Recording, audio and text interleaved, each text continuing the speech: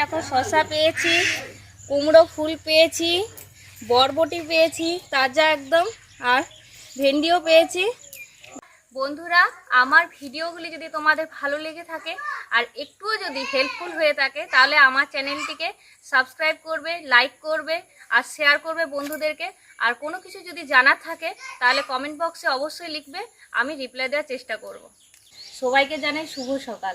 আজ আর একটি নতুন ব্লগস নিয়ে তোমাদের কাছে এসে গেছি। চলো আজকে দেখি বাগানে কি কি পাই।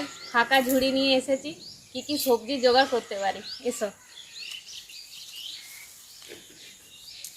এখন ভেন্ডিগুলো তুলে নিই, তারপরে আরও কোনো সবজি তুলব।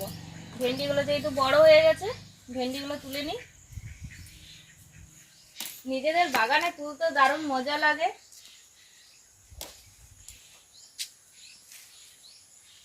বর্ষাকাল তো ঘাস হয়ে গেছে বড় বড়। আর ভেন্ডি গাছগুলো দেখছো আমার সাইজে একদম। ভেন্ডি গাছের একটা কি বলো তো, ভেন্ডি গাছে যদি মনে করো শরীরে লাগে না, বড্ড কুটকুট করে, চুলকাতে থাকে খুব। ওই জন্য ভেন্ডি তুলতেও একটু ভয় লাগে, কিন্তু কিছু করারও নেই, না তুললেও হবে না। মানে কাঁটা কাঁটার মতো লাগে ভেন্ডি গাছটা, পাতাগুলো খুব খসখসে।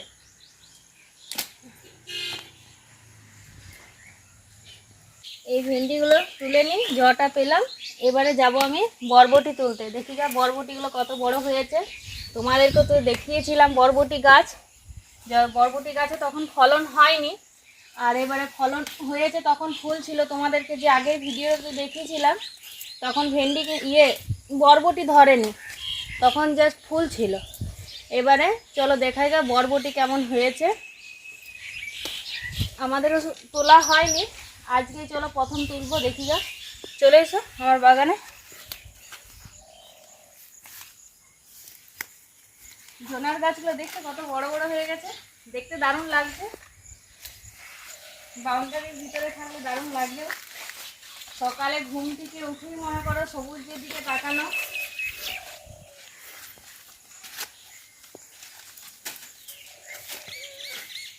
এসো দেখি বরবটিগুলো। ওই দেখো বরবটি বাগানটা আমার, দেখে নাও একবার সবাই, কত সুন্দর বরবটি ধরেছে। ওই দেখো, এই তো এবারে এখন ধরবেই। বরবটিগুলো তুলে নিই, নাহলে বীজ হয়ে যাবে, তখন আর খেতে ভালো লাগবে না। আর এগুলো যেহেতু এখন কচি কচি আছে, এই দেখো কত সুন্দর হয়েছে, দেখছো লম্বা লম্বা। এগুলো হচ্ছে গাছ বরবটি, লতেরও হয়। তো লতের বরবটি তোমার ঝাঁক দিয়ে উঠাতে হয়, আর গাছ বরবটি তোমার এইরকম সাইজেরই হবে আর ফলন ধরবে পুরো। এই বর্ষাকালে গাছ বরবটিটাই লাগাই, ফলনও খুব আছে তোমার। আর নিজেদের বাগানে তুলতে দারুণ মজা লাগে কিন্তু।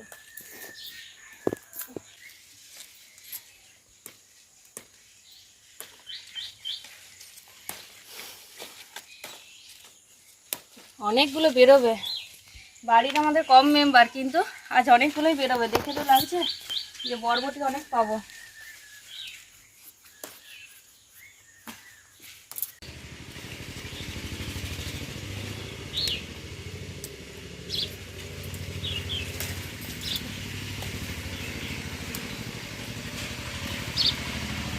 দেখো বরবটি ফুলের রঙগুলো কি সুন্দর হয়, মিষ্টি একদম, মিষ্টি বেগুনে।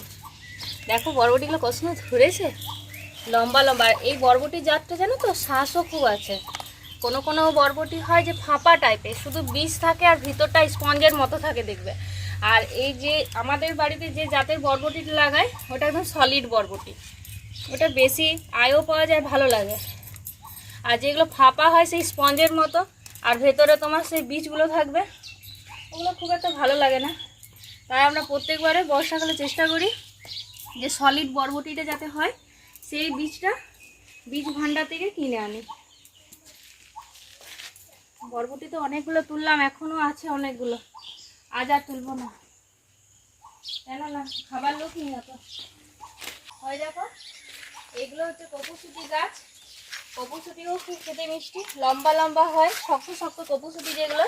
এই যে পুরো সারি করে লাগানো আছে, এগুলো কপুসুটি। এগুলোরও কিন্তু এখনো ফলন বীজ কিছু হয়নি, এই গাছগুলো বেশ 1 কোটি করে লম্বা হয়ে যাবে, আর ফলন ধরলে আর গাছগুলি মাথা নিয়ে পড়ে যায়। তো কিছু করার নেই, কিন্তু মাথা নিয়ে পড়লো তোমার নিচেই ফলনটা হবে। আর তোমার মনে করো এখনো যেহেতু ধরেনি, ফলন হোক। বরবটিগুলো কি সুন্দর। চলো এবারে দেখি গা শসা হয়েছে নাকি। আর দেখো এগুলো হলুদগুলো সে দেখিয়েছিলাম ভেলি করা ছিল, এখন হলুদ গাছগুলো বেরোচ্ছে ছোট ছোট। এইখানটা হলে এবারে কি করে যে তুলতে আসবো গো বরবটি কি জানে, পুরো ঘন হয়ে যায় তো গাছগুলো।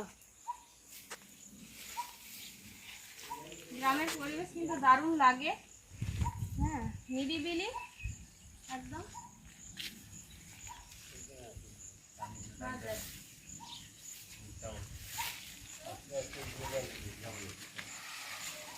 পুরো কুমড়ো গাছে, ঝিঙ্গে গাছে, লাউ গাছ, শসা গাছ সব একসঙ্গে জড়িয়ে দিচ্ছে। এই দেখো শসাও হয়েছে, এই দেখো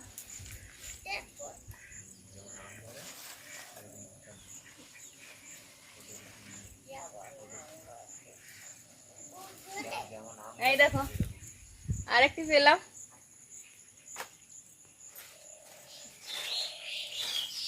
এই দেখো এই দেখো আরেকটি দেখো। তবে এটা কিন্তু লাল হয়ে গেছে, মানে এটা আগে তুললে ভালো হতো, যেহেতু আমাদের তোলা হয়নি সেহেতু লাল হয়ে গেছে। তাও ঠিক আছে, টাটকা আছে, মুড়ির সাথে খেয়ে নেবো। এই দেখো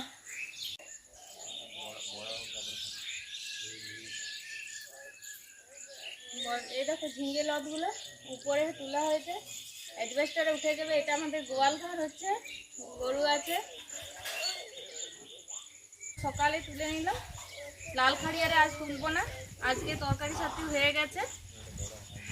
আজকে এগুলোই থাক।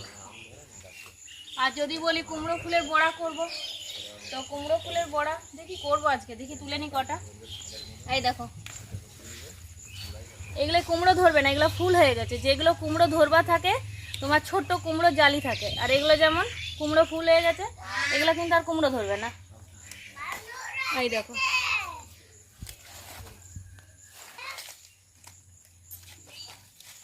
এই দেখো কুমড়ো ফুলের আবার একটি গুণ কি খারাপ বলো না, টাটকা তুলে টাটকাই রান্না করতে হবে। যদি ভাবো যে বিকেলে বা সন্ধ্যায় বড়া করব, পোকা লেগে যাবে।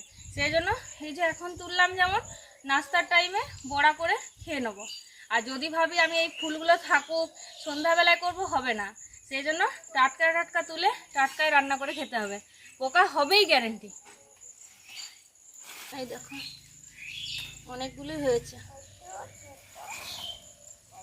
কুমড়ো ফুলের সাথে পেঁয়াজ দিয়ে দিলে আর লঙ্কা আর বেসনের পরিমাণটা কম দিতে হবে, তবে ফুলের যে স্বাদটা সেইটি বড়াতে পাবে। আর যদি কুমড়ো ফুলের দিকে বেসনের পরিমাণটা বেশি হয়ে যায়, তাহলে কুমড়ো ফুলের স্বাদটা অতটা পাবে না।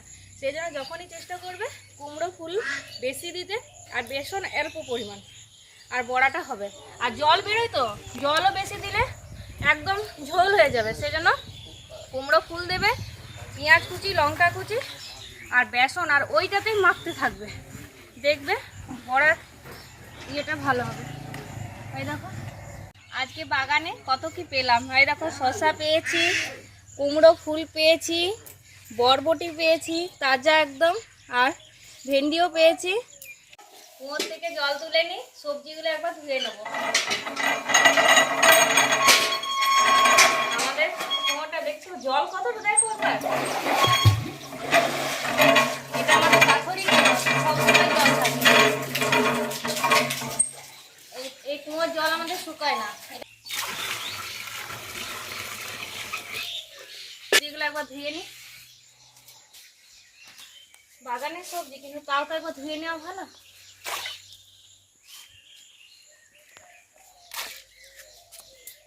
শসাগুলো দারুণ লাগছে।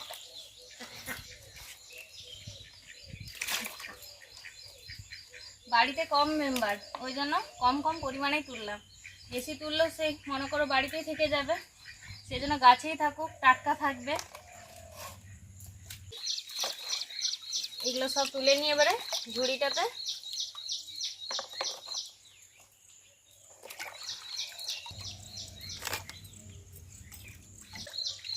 শসাগুলো ধুয়ে নিলাম। ভেন্ডিগুলো ধুয়ে নিলাম সব, ফুলগুলো ধুয়ে নিই, কেন না ফুলের ভিতরে পোকা থাকে। আরো ফুল আছে, যদি প্রয়োজন হয় কাটতে কাটতে দেখবো, যদি কম পরিমাণে পড়ে তখন আরো 2-4টে তুলে নেবো। এগুলো আমি তুললাম, তখন আরো 2-4টে। ও মা, অপূর্বা এসেছে? কই অপূর্বা কই? ও অপূর্বা, আয় আয় আয়। এই দেখো, আজকের মতো এত দূরে, আবার দেখা হবে পরের ভ্লগে।